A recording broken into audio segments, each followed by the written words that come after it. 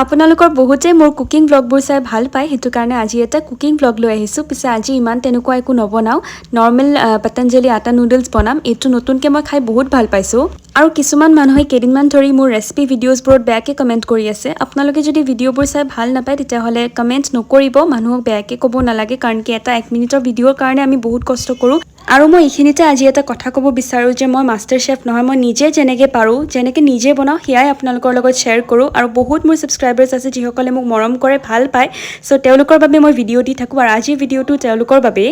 বাৰু এইবোৰ বাদ দিয়ক, এইবোৰতো হৈয়ে থাকে আৰু চলিয়ে থাকে এইবোৰ। তো আপোনালোকৰ লগত কথা পাতি পাতি মোৰ মেগীও হৈ গ'ল আজি। একচুৱেলি এইটো মেগী খাই মই বহুত ভাল পাই আছোঁ। আটাৰ মেগীটো ময়দাতকৈ ভাল বুলি শুনিছোঁ, সেইটো কাৰণে কেইদিনমান ধৰি এইটোৱে খাই আছোঁ। আপোনালোকেও খাই চাব পাৰে।